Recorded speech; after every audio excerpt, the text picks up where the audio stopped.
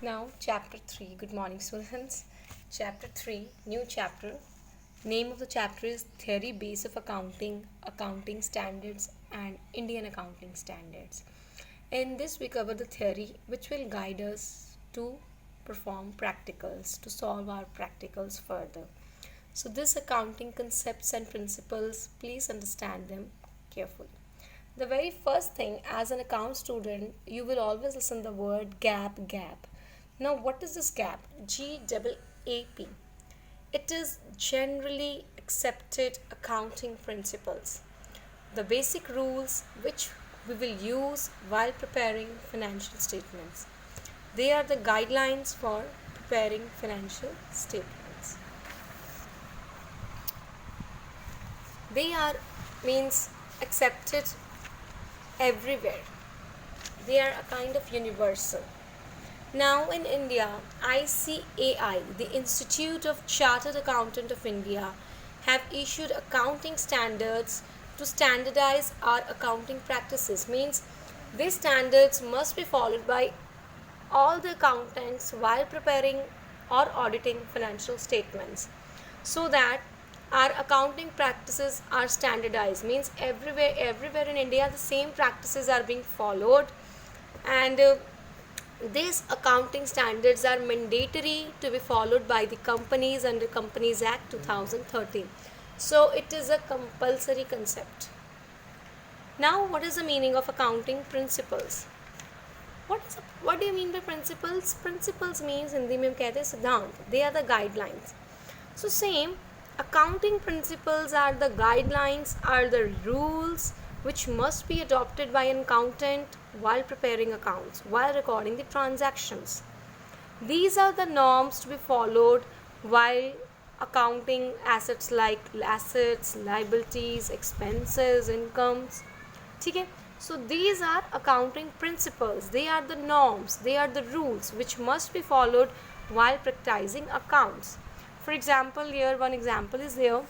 Inventory means stock. It must be recorded in the books at its lower value, whether its cost is low or market value is low.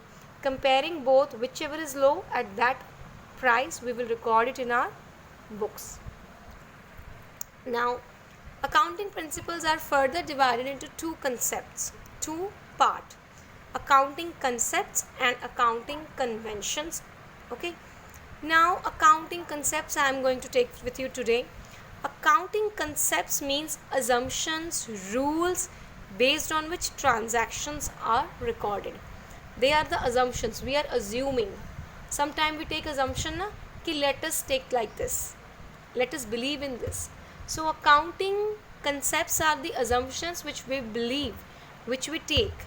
They are the rules based on which we are further processing our accounts. So, features of accounting principles. These all accounting principles, what are their important features? The very first is accounting principles are man-made. They are prepared by from past experiences by experts. After accumulating lot of knowledge and experience, these are prepared by experienced people. So they are man-made, they are not natural. Second one, they are flexible. Now, accounting principles are flexible. They are not like this that once they are prepared, that will last forever. It depends on time. It changes with time. And the last feature of accounting principle is they are generally accepted. These accounting principles will be accepted by all if they are relevant. Relevant means they are useful. The person, it is useful to them. Secondly, objective. Objective means it is free from subjectivity, from any kind of personal biasness. There is nothing like that. Then only these principles will be accepted. And last is feasible. Means it can be applied without undue expenses and you can say formalities. It should be easy to apply them. Then it is feasible. It should not be very much complex and involving huge cost. Then it won't be feasible. So these are generally accepted only when it is relevant, it is feasible, and it is objective. Now, why are we having this accounting principle? What is the necessity? The necessity is very simple, beta. If we have the uniform guidelines, uniform concepts, uniform principles, then our accounts will be authentic.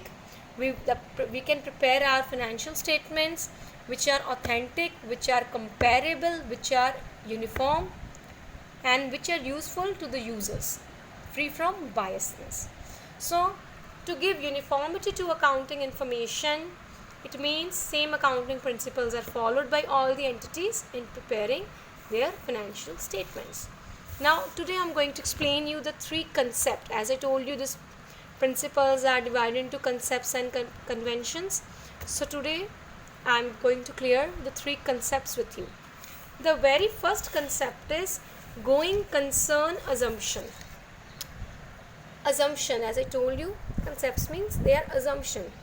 Now, what is going concern assumption? Firstly, I'll just explain in Hindi simple में. Going concern assumption में हम ये assume करते हैं कि जो मेरा business है ये unforeseeable period के लिए चलेगा, मेरा business कभी बंद नहीं होगा.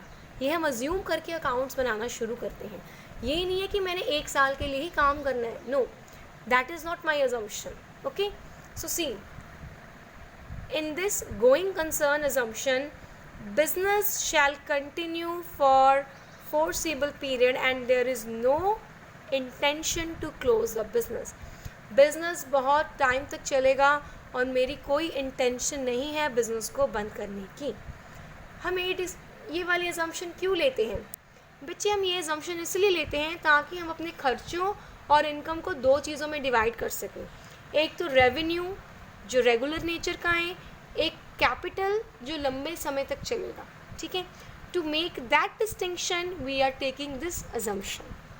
आगे जब आप लोग प्रैक्टिकल करोगे आपको और समझ आएगा कि हम ये अजम्पशन और क्यों ले रहे हैं, क्यों हमें डिस्टिंक्शन चाहिए कि ये मेरा रेवेन्यू एक्सपेंडिचर है, ये मेरा कैपिटल एक्सपेंडिचर है, ये मेरी रेवेन्यू इनकम है, ये मेरी कैपिटल इनकम है. क्योंकि हमें इसकी ट्रीटमेंट्स अलग अलग करनी है, अलग अलग स्टेटमेंट्स में हमें अलग अलग आइटम्स रिकॉर्ड करने हैं. तो उसके लिए हमें ये अजम्पशन लेनी पड़ती है कि मैं अपना बिज़नेस कभी नहीं बंद करूँगा, इसलिए ये आइटम्स मेरे इस साल काम आएंगे, ये रेवेन्यू नेचर के हैं, ये आइटम मेरे 5 साल तक काम आने वाले हैं, ये कैपिटल एक्सपेंडिचर है.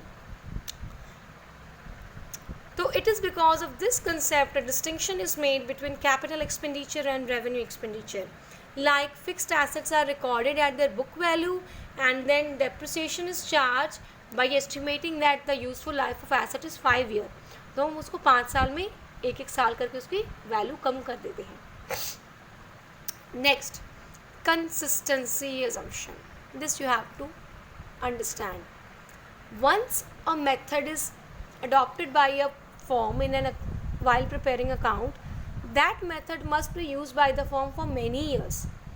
एक बार जो फॉर्म ने, अब देखो हर काम को करने के बहुत सारे तरीके हैं, अकाउंट्स भी वैसा ही है, पर एक बार जो फॉर्म ने तरीका उठा लिया उसको उस तरीके को बहुत सालों तक लेके जाना पड़ेगा. ऐसा नहीं है कि इस बार ये वाला मेथड लगा लिया अगली बार दूसरा लगा लिया. उससे क्या है, मेरी जो फाइनेंशियल स्टेटमेंट्स है वो सही रिजल्ट नहीं देंगी मुझे. ठीक है, तो once accounting practices selected should be applied year after year. इससे क्या है, हमारी अंडरस्टैंडिंग अच्छी होती है स्टेटमेंट्स की, हम उसे कंपेयर कर सकते हैं. अब इसमें एक एग्जांपल बहुत पॉपुलर है, मैं आपको समझाने की कोशिश कर रही हूँ, आप ध्यान से सुनो.